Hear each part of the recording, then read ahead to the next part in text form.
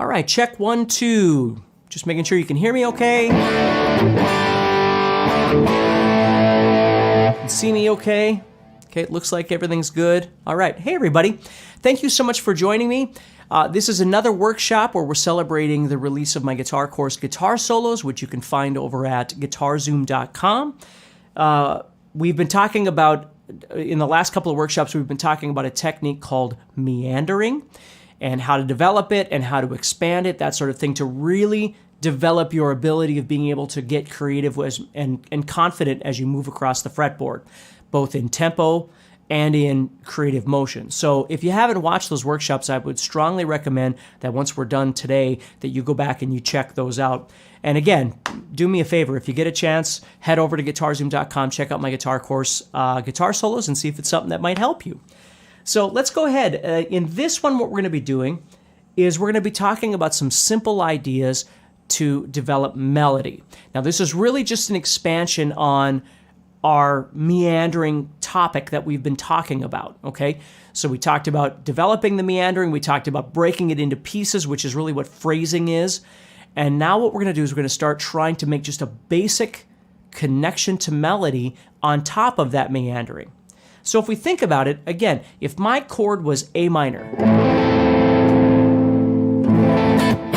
okay? So if that's the chord that I was playing over at that moment, okay? And of course I'd have a tempo and whatever, and I'd be playing, moving my meandering stuff,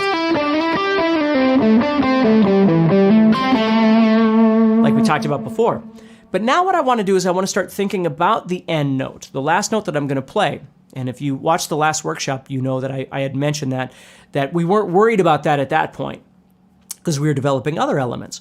Well, now what we're going to do is we're going to start trying to develop that. And again, not in a complex way, just real basic connectivity.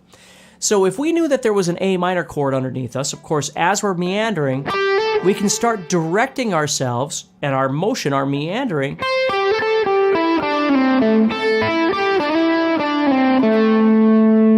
to an A.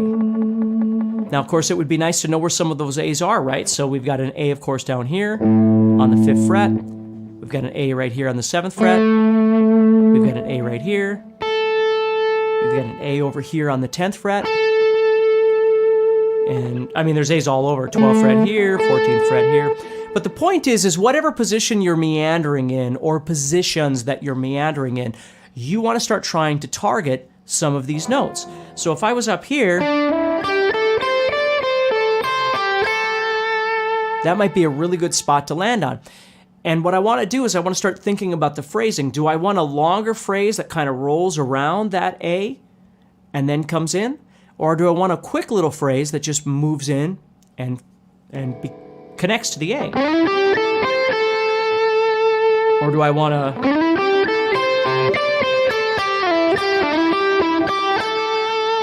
You see what I mean? I can meander longer and make that phrase longer, or I can meander shorter and make that direct connection right away.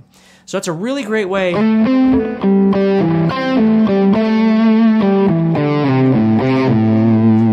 again, you decide how long you want those phrases to be. Now this becomes kind of an argument sometimes in your brain, because before you weren't thinking about going anywhere. You were just thinking about moving, just freely moving. And then you'd stop anytime you want. Well, now as you start adding these endpoints, we'll call them, which in this case is the A, it's going to disrupt that a little bit because the flow isn't going to be quite as easy because maybe the flow led you to this note and you need to get to the A, right? So now all of a sudden you've got to go a little longer to get to the note that you want. So you've got to make adjustments in your head as your meandering now creates these endpoints, okay? Now let's say the next chord was a D minor, okay? So the next chord coming up is D minor. So again, what we could do is just take a moment and think, okay, so where are my Ds? Well, I got Ds all over the fretboard, obviously, but if I start with these, just some of those, because I'm kind of in this position on my guitar, right? So I'd want to be able to visualize those Ds, and then maybe I start using my meandering.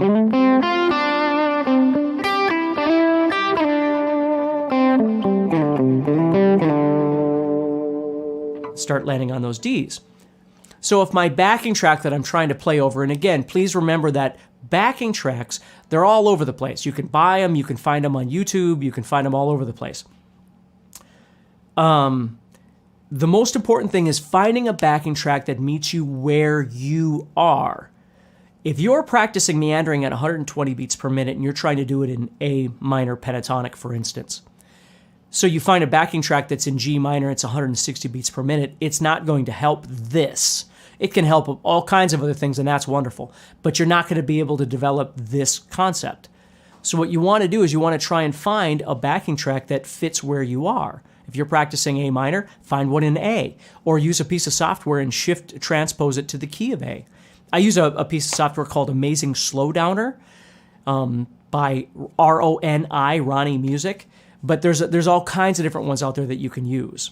So you try and find a piece of software like that, and then you start exploring it and see what you can come up with. But what you can do is with like that, it's called Amazing Slowdowner. Again, that's what I use. So I can slow it down to the tempo that I need, and I can change the key, and they both can be done independently. And if you have some other ideas, please throw them in the comments or whatever of some other things that maybe you use that people could check out as well. But that's a really great way of staying within these parameters so you can continue developing this. So now all of a sudden, if my backing track is going from A minor to D minor, okay, I could be doing my meandering and target some A's. And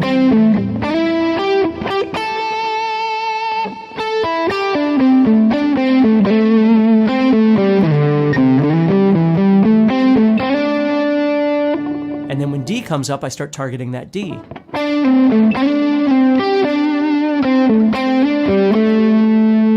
then I'm back on A. Now, the question always arises, well, what about other notes? Can't you go to the third and the fifth if you know your theory and all that kind of stuff? Of course you can. You can do all kinds of different things. But throwing all of that at you at once and then expecting you to be able to do that, again, is just going to set yourself up for failure. If you can start learning to just start with step one and get really good at that first step, maybe just emphasizing the root of each chord, right? Just get used to that, using all of these meandering tactics, but then develop that motion or endpoint, if you will, of trying to get to the root. And once you get really good at that, I mean, automation, right? So ideally, what you'd want to be able to do is do this anywhere on the fretboard, right? So if you're in the key of whatever, your fretboard is laid out in front of you and you're meandering. That's what would be wonderful. You're all over the place. And then you're cutting it in pieces, creating that phrase, and then you're emphasizing different notes over each chord as they come up, okay? And if you just start with the root each time, maybe your chord progression is A minor to F to D minor to G or something like that, right? Whatever it might be. Well, now all of a sudden you've got an A to think about, an F to think about, and a D to think about, and you're trying to do that in a musical context while you're meandering. So it's a lot going on if you think about it. It takes a while to develop that. So if you just go straight to your theory and go, well, I should be emphasizing the third and the fifth, and, well, it has a major seventh. Okay, I get all that. But if you're not ready for it, it's just a bunch of thoughts in your mind. It's still not translating with your fingers. People still aren't hearing it. And you don't apologize after you're done playing going, well, you know what I should have done. Okay, you develop it all. That's the point, is you develop a base, and then you start building from there. You keep building this plan out, and you get better and better as you go. So hopefully that helps you a little bit in another expansion of our meandering, where we actually start talking about melody, basics, fundamental connection of melody, which is really creating an endpoint to your phrases. And your phrase doesn't have to be a big phrase. It might be a little phrase. You might just be going from A to D, or to F, or the G that we talked about.